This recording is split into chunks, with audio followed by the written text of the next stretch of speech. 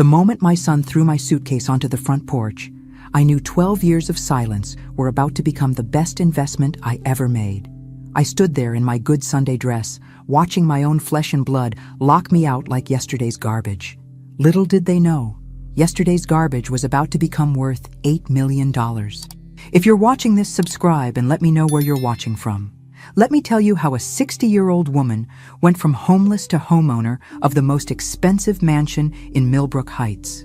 Because, honey, revenge isn't a dish best served cold. It's best served with a side of pure, unadulterated success. My name is Margaret Williams, but everyone calls me Maggie. At 72, I've learned that the only thing better than proving people wrong is making them regret ever doubting you in the first place. And boy, did my son James and his wife Jessica give me plenty to prove. It was October 15th, 2012, when my world fell apart. I'd been living with James and Jessica for 3 months after my husband died, helping with their 2 young children while I figured out my next steps. The life insurance money wasn't much, and I thought family was supposed to help each other through tough times. "Mom, we need to talk," James said that morning, his voice cold in a way I'd never heard before. Jessica stood behind him, arms crossed, wearing that smug expression I'd grown to hate. At 33, she had the kind of sharp beauty that cut people when they got too close. "What's wrong, honey?" I asked, setting down my coffee cup on their granite countertop, the countertop I'd helped them afford with my Social Security checks for the past year. "This arrangement isn't working anymore," Jessica announced, stepping forward like she owned the conversation, which, apparently, she did. "You're too set in your ways. Maggie, the children are confused about who's in charge." I looked at James, waiting for him to defend me, to remember that I was his mother who had raised him alone after his father left when he was 8. Instead, he avoided my eyes like I was a stranger asking for spare change. "Where am I supposed to go?" I asked, my voice smaller than I intended. "That's not our problem anymore," Jessica replied with a shrug that would haunt me for years. "You're a grown woman. Figure it out." 20 minutes later, my entire life fit into 2 suitcases and a cardboard box. 60 years of memories, photographs, and keepsakes reduced to what I could carry. "The rest would go to Goodwill," Jessica informed me cheerfully, as if she was doing me a favor. "Don't make this harder than it needs to be," James mumbled as he set my bags on the porch. For a split second, I saw a flicker of the little boy who used to cry when I left for work. Then Jessica appeared beside him, and his face went blank again. The taxi arrived as the first drops of rain began to fall. I climbed in without looking back, not because I was strong, but because I was broken. As we drove away, I caught a glimpse of Jessica in their window, already redecorating what had been my temporary bedroom. I had $847 in my purse, no job, and nowhere to live. What I didn't have was the slightest idea that this humiliation would become the fuel for the greatest comeback story of my life. The Sunset Motel on Route 9 became my home for the next 6 weeks, and let me tell you, it was exactly as glamorous as it sounds. $43 a night for a room that smelled like industrial cleaner and broken dreams, but it had a roof and a door that locked. After being thrown away like trash, even that felt like a luxury. The elderly desk clerk, Mr. Patterson, took pity on me after the first week. "You're not like our usual guests," he said quietly, sliding an extra towel across the counter. Most of their clientele was either working construction jobs or hiding from something. I was just hiding from the truth that my own son had discarded me. Those first mornings were the hardest. I'd wake up in that narrow bed, forgetting for just a moment where I was, and then reality would hit like a slap. No grandchildren's laughter, no family breakfast to prepare, just me and the broken air conditioning unit that made sounds like a dying whale. But here's what Jessica and James didn't count on. I'm not the kind of woman who stays down. Never have been.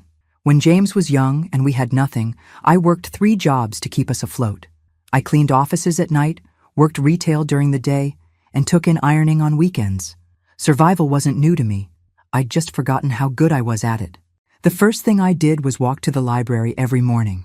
Free internet, free air conditioning, and most importantly, free access to job listings. At 60, nobody was exactly lining up to hire me, but I wasn't looking for charity. I was looking for opportunity. You have experience in bookkeeping? Asked Sarah Mitchell, the owner of Mitchell's Garden Center, during my 4th interview that week.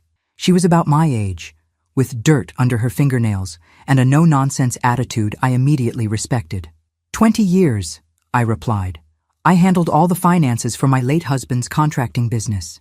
What I didn't mention was that I'd also spotted at least 3 ways she was losing money just from sitting in her cluttered office for 10 minutes. The inventory system was a mess. She was overpaying suppliers, and her pricing structure hadn't been updated since 2008. The pay isn't much, Sarah warned. $15 an hour, part-time. When do I start? That first paycheck was $240, and I treated it like I'd won the lottery. After 6 weeks of watching my savings drain away like water through a sieve, earning money again felt like breathing after being underwater. The motel room slowly transformed from a temporary stop to something resembling a home. I bought a small coffee maker, hung up my few family photos, and even splurged on a plant for the windowsill. If this was my life now, I was going to live it with dignity. 3 months in, I made my first real discovery. Sarah was throwing away thousands of dollars worth of plants each year. Anything that didn't sell by the end of the season went straight to the dumpster. It's just how the business works, she explained with a resigned shrug. But I saw something else entirely. I saw potential. You want to do what with the dead plants? Sarah asked, looking at me like I'd suggested we start selling fairy dust and unicorn tears. They're not dead. They're dormant, I explained patiently. And with a little care, most of them can be revived and resold next season. This was month 8 of my new life, and I'd moved from the motel to a tiny studio apartment above Giuseppe's Pizza. The rent was $650 a month, which left me about $50 for everything else after groceries. But it was mine. No one could kick me out on a whim or decide I was too set in my ways. Sarah let me take home 3 truckloads of dead plants that November, probably figuring it would teach me a lesson about business reality. What it actually taught me was that I had a gift I'd never known about. My tiny apartment became a greenhouse. Every windowsill, every corner, every available surface was covered with pots and planters. I researched plant care on the library computers, watched YouTube videos, and spent my evenings nursing brown, wilted stems back to life. The neighbors thought I was crazy. Mrs. Chen from downstairs kept asking if I was running some kind of illegal operation. Too many plants, she'd mutter in broken English whenever she saw me carrying another pot upstairs. But by February, something magical started happening. Green shoots appeared, buds formed. My studio apartment was transforming into a jungle of healthy, thriving plants. I had over 200 specimens, and about 150 of them were not just alive, but flourishing. Maggie, what the hell? Sarah gasped when I brought the first batch back to the garden center in March. These look better than when they were new. Told you they weren't dead, I said, trying to hide my grin. Inside, I was doing cartwheels. This wasn't just about proving a point. This was about discovering I had a talent that could actually make money. Sarah bought back every single plant for half the original retail price. In one transaction, I made $847, more than my first month's salary. But more importantly, I'd found something that felt like purpose again. The next year, our arrangement became official. Sarah would set aside all the unsellable plants for me. I'd rehabilitate them through the winter, and we'd split the profits in spring. It wasn't exactly a business empire, but it was mine. Word started spreading through the gardening community.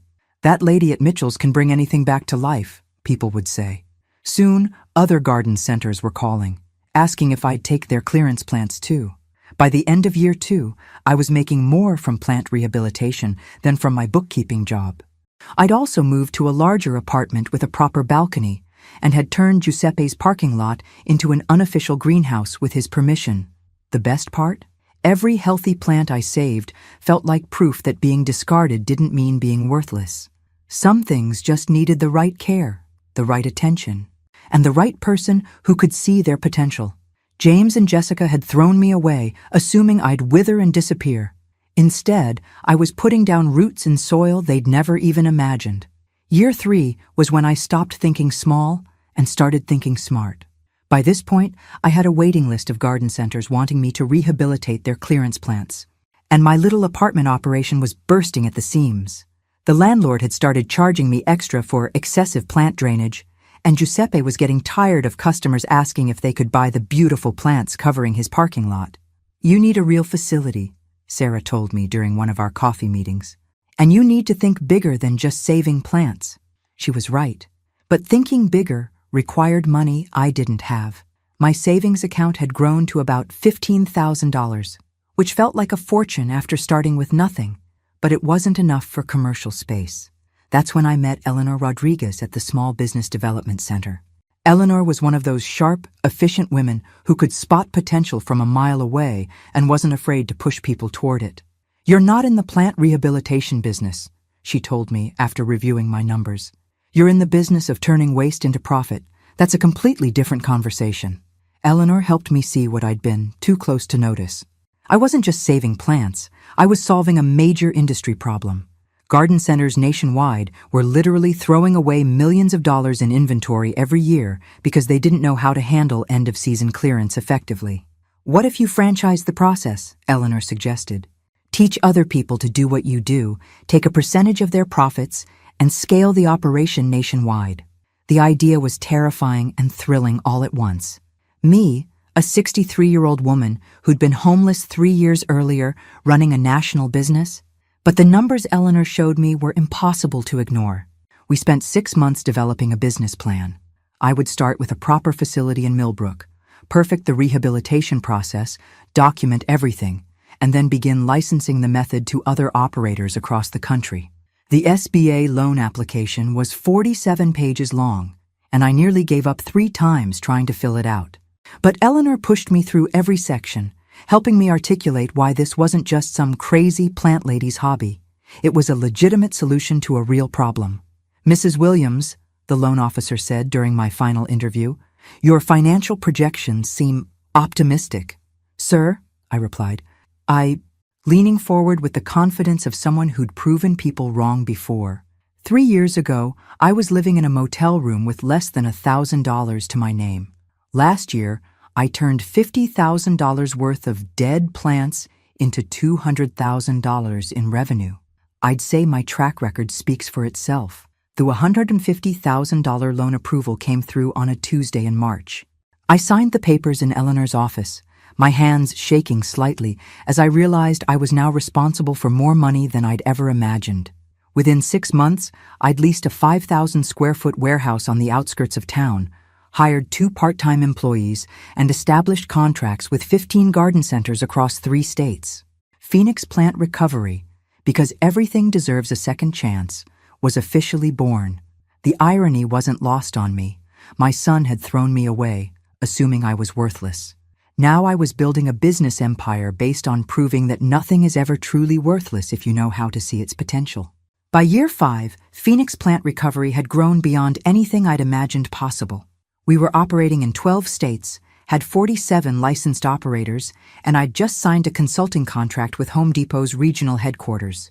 The scared, broken woman who'd been thrown out with the trash was now being flown to corporate meetings in Atlanta. "Mrs. Williams, your success story is exactly what our industry needs to hear," said David Chen, Home Depot's sustainability director, as we toured their flagship store. "Turning waste into profit while helping the environment? That's the future of retail." I smiled politely, still getting used to being treated like an expert instead of an inconvenience. The transformation hadn't been easy. There had been plenty of 18-hour days, failed experiments, and moments when I wondered if I was in over my head. But every challenge had taught me something new about business, about myself, and about what I was truly capable of. My personal life had stabilized too. I'd moved into a nice 2-bedroom apartment in Millbrook's historic district, complete with a garden where I could test new rehabilitation techniques. I'd made friends, real friends, not people who tolerated me out of obligation. My weekly book club with Eleanor and 3 other women had become the highlight of my social calendar. The financial success was staggering, even to me.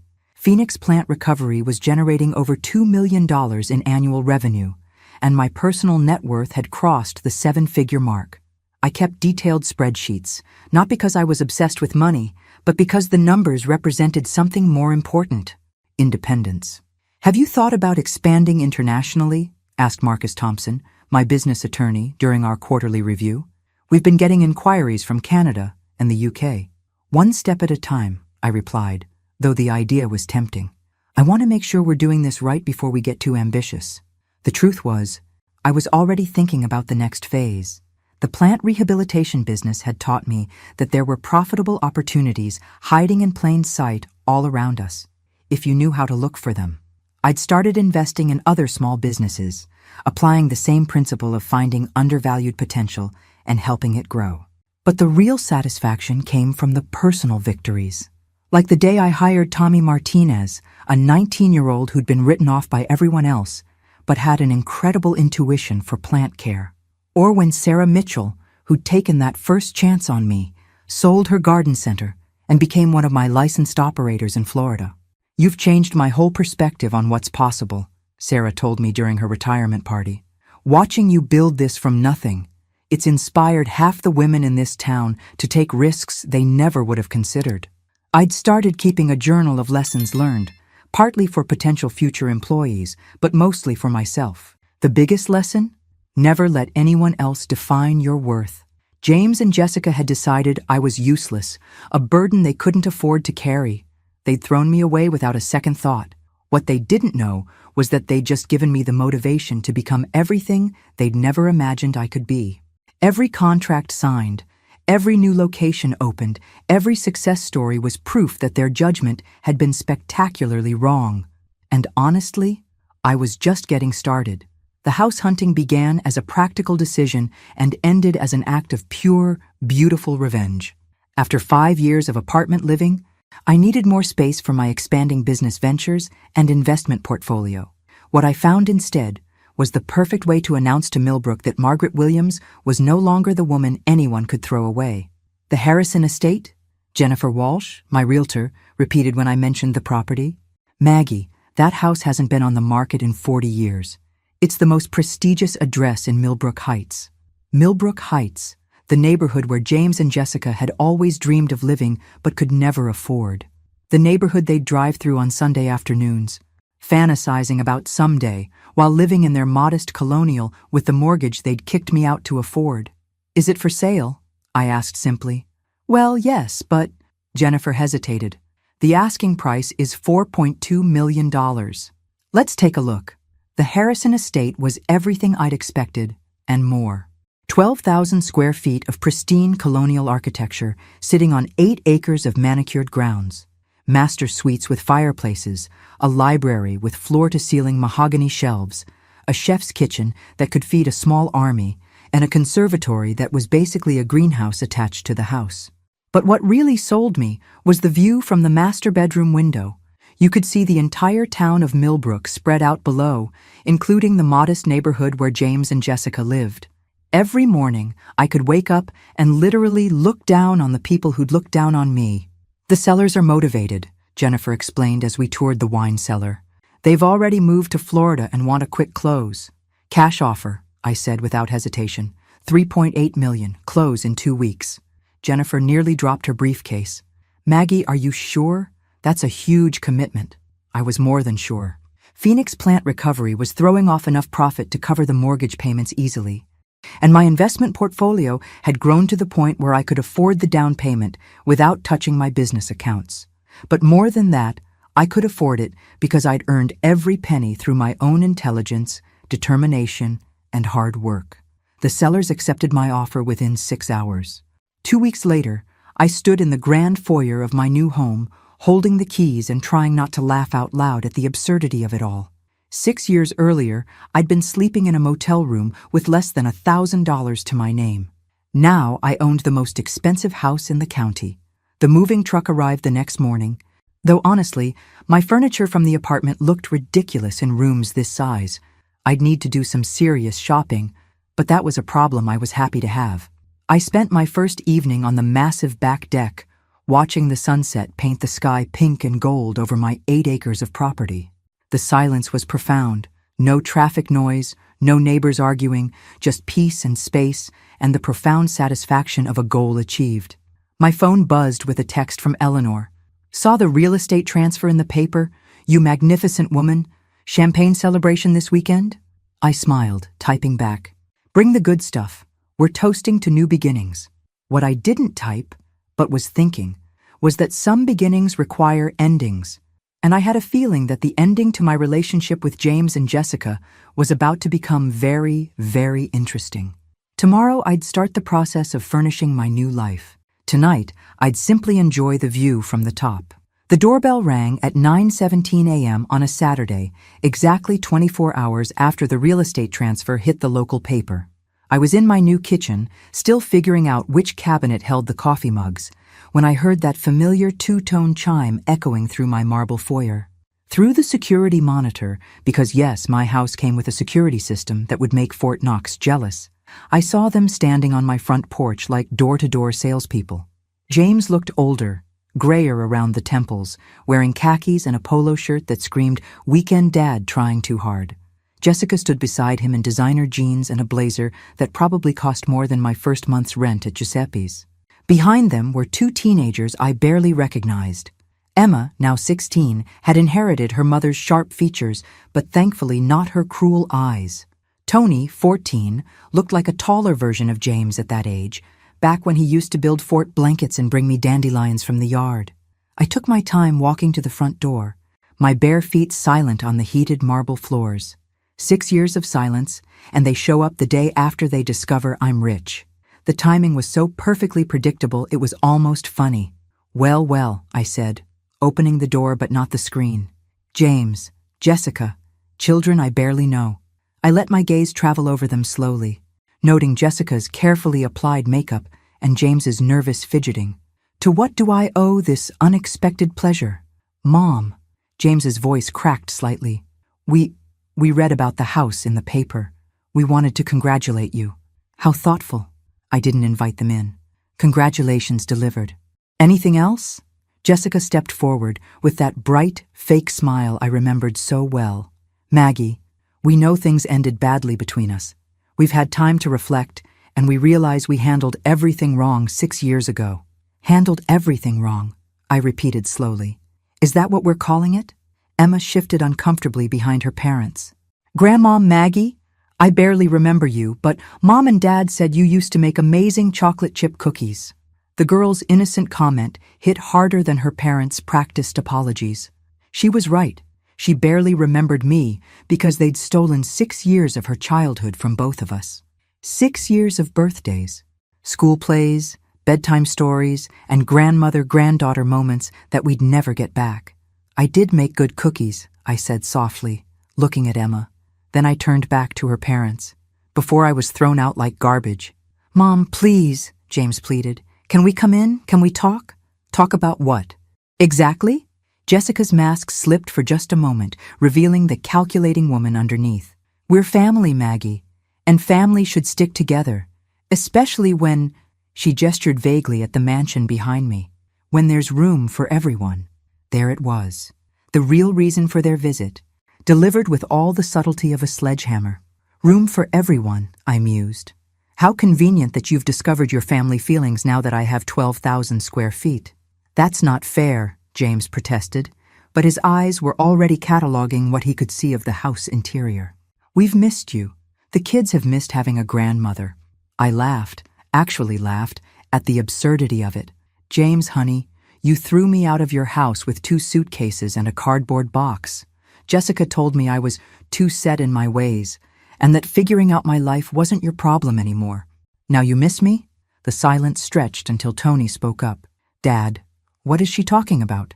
"Why don't you come in?" I said finally, stepping back from the door, "since you're so interested in family reunions."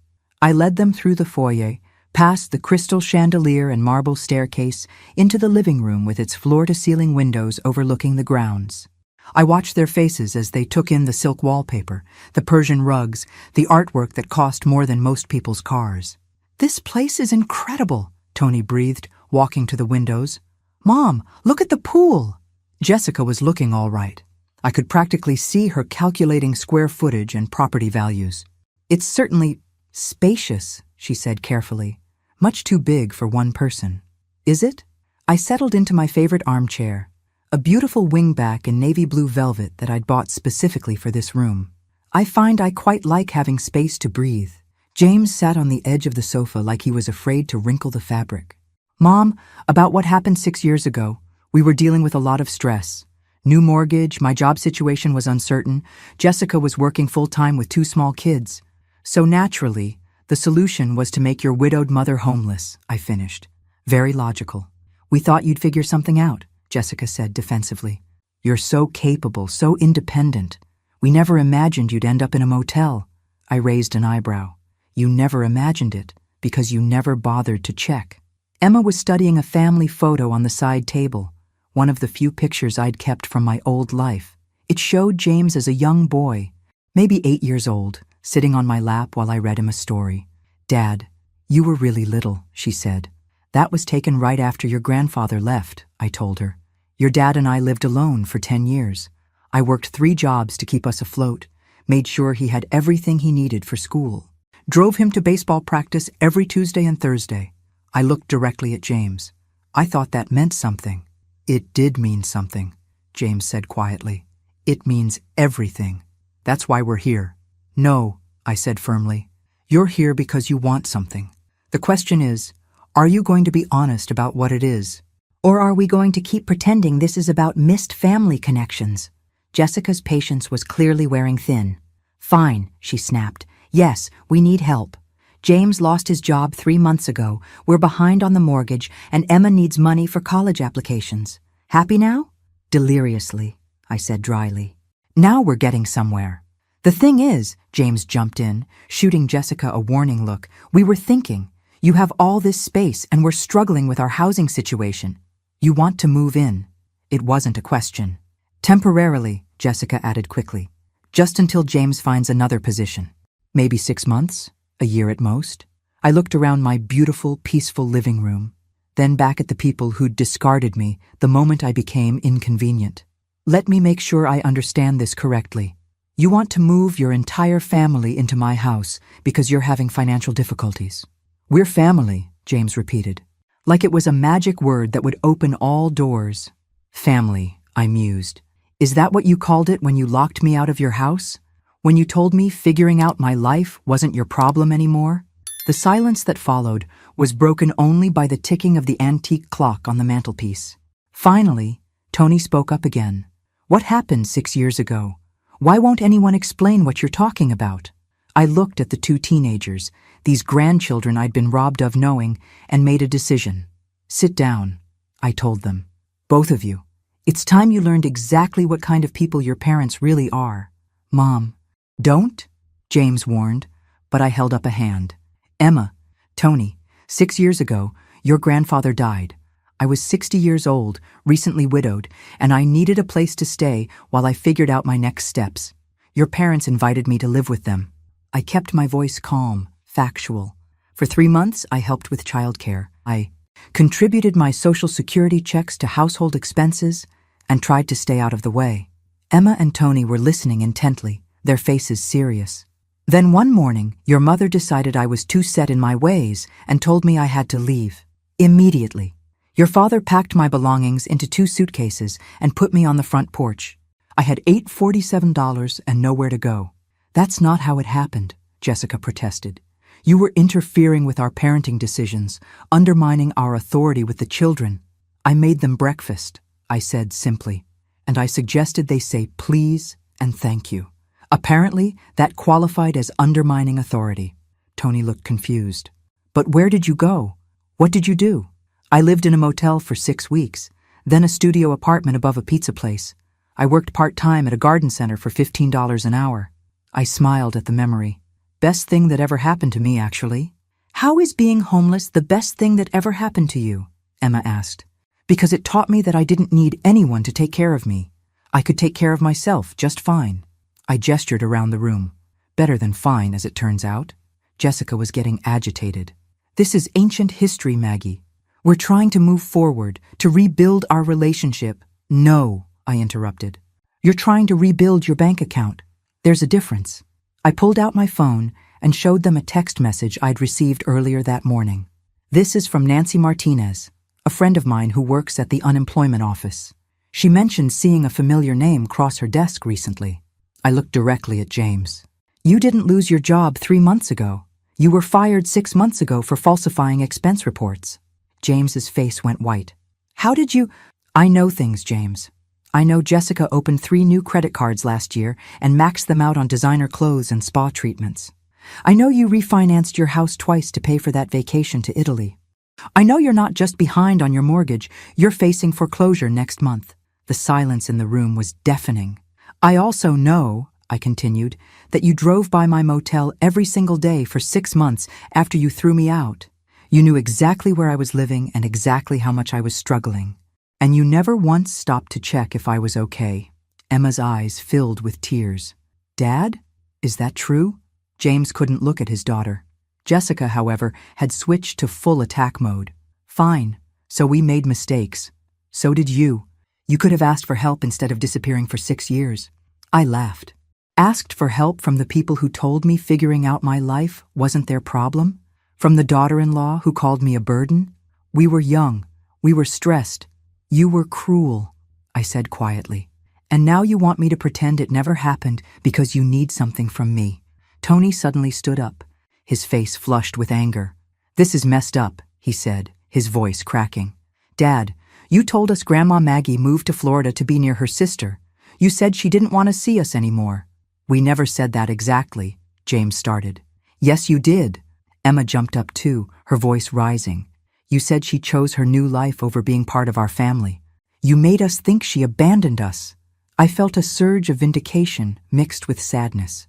These children had been lied to for 6 years, robbed of their grandmother because their parents were too proud to admit what they'd done. There's something else you should know, I said softly. About 6 months after I moved out, your father came to see me. Jessica's head snapped toward James. What? You didn't tell her? I asked James, genuinely surprised. How interesting. James was sweating now, his polo shirt sticking to his back. Mom, please. He showed up at my apartment on a Tuesday evening, I continued, watching Jessica's face carefully. He'd been drinking, and he was crying. He said he missed me, that he'd made a terrible mistake, that he wanted me to come home. You're lying, Jessica said, but her voice was uncertain. I pulled out my phone again and scrolled to an old photo. I took a picture of the letter he wrote me that night. Would you like me to read it out loud? The letter was 3 pages long, handwritten on legal pad paper. In it, James apologized profusely for letting Jessica convince him to throw me out. He admitted that he missed me desperately, that the house felt empty without me, that he realized he'd chosen his wife's convenience over his mother's well-being.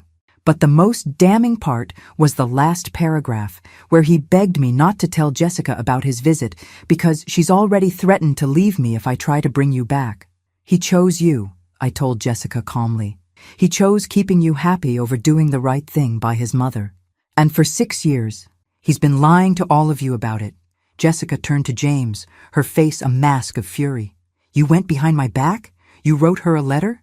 I was drunk, James mumbled. I wasn't thinking clearly. No, I said. You were thinking clearly for the first time in months. That's what scared you. Emma was crying openly now. 6 years, she whispered. We missed 6 years with you because of their lies.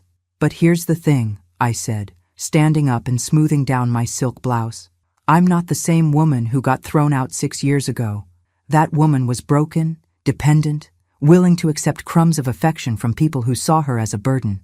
I walked to the window, looking out at my perfectly manicured grounds. This woman owns a multi-million-dollar business. This woman has friends who respect her, employees who depend on her, and investments that generate more income in a month than your father made in a year when he had a job. I turned back to face them. This woman doesn't need anything from anyone, especially not from people who threw her away like garbage and now want to move into her house because they've mismanaged their own lives. The silence stretched until Tony spoke up, his voice small. So, you don't want a relationship with us? Even now that you know we were lied to? The question broke my heart, but I kept my expression neutral. I want a relationship with you and Emma. You're innocent victims in this situation. But your parents? I looked directly at James and Jessica. Your parents are going to have to earn their way back into my life, if they can. Jessica stood up abruptly, her mask of false sweetness finally discarded completely. This is ridiculous, she snapped. We're your family, Maggie. You can't just pick and choose which parts of us you want. Watch me, I replied calmly. Fine, Jessica continued, her voice rising. You want to play games? You want to punish us for something that happened 6 years ago? We'll just leave. Come on, James, kids. We don't need this. But Emma didn't move. Neither did Tony. They sat on my expensive sofa, looking between their parents and me with expressions of confusion and betrayal. Actually, Emma said quietly, I want to stay and talk to Grandma Maggie alone. Emma, we're leaving, Jessica commanded. No. Emma's voice was stronger now. I'm 16 years old, and I just found out you've been lying to me for 6 years about my grandmother. I want to hear her side of the story. Tony nodded. Me too. Jessica looked like she was about to explode, but James put a hand on her arm. Maybe we should give them some time, he said quietly. Don't you dare take her side, Jessica hissed at him. I'm not taking anyone's side, James replied, but he was looking at me with something that might have been regret. I'm trying to think about what's best for our children. For a moment, I saw a glimpse of the man who'd written me that letter 6 years ago, the son who'd been torn between his wife's demands and his conscience. But the moment passed quickly. Fine, Jessica said, but we're not done here, Maggie. We'll be back. No, I said firmly. You won't. Not unless you're invited. This is my house, my property, and I have an excellent security system. If you show up uninvited again, I'll have you arrested for trespassing. Jessica's face went through several shades of red. You can't keep us from our children. I'm not keeping anyone from anyone, I said, but I'm also not allowing you to use them as emotional blackmail. Emma and Tony are welcome here anytime they want to visit. You and James are not. Not until you've proven you've changed. Proven how? James asked. I considered the question carefully. Start by telling your children the complete truth about what happened 6 years ago. Not your version, not Jessica's version, the truth. Then get your financial house in order without asking me for help. Show me you can stand on your own 2 feet like the adults you claim to be. And then maybe we can have a conversation about forgiveness. Maybe. I smiled coldly. But don't hold your breath. After they left, I sat with Emma and Tony for 2 hours, answering their questions, showing them photo albums from their father's childhood, and listening to their stories about school, friends, and dreams for the future. They were good kids, despite their parents' failures, and I could see echoes of the little boy I'd raised in both of them. Can we come back next weekend? Emma asked, as I walked them to the door. Anytime you want, I promised. I have 6 years of grandmothering to catch up on. As I watched their car disappear down my long driveway, I felt something I hadn't experienced in years. Complete satisfaction. Not revenge, exactly, but justice. The people who'd thrown me away were now the ones begging for scraps, while the woman they'd discarded was living in luxury they could never afford. I'd proven that being thrown away doesn't mean being worthless. Sometimes it just means you're finally free to discover your true value. And sometimes, the best revenge really is living well. The next morning, I called Eleanor to tell her about the visit. How do you feel? She asked after I'd shared the whole story. I looked out at my beautiful grounds, sipped my coffee from expensive china, and smiled. I feel like I'm exactly where I belong. Finally. Some victories are quiet. This one was perfect. Thanks for listening. Don't forget to subscribe and feel free to share your story in the comments. Your voice matters.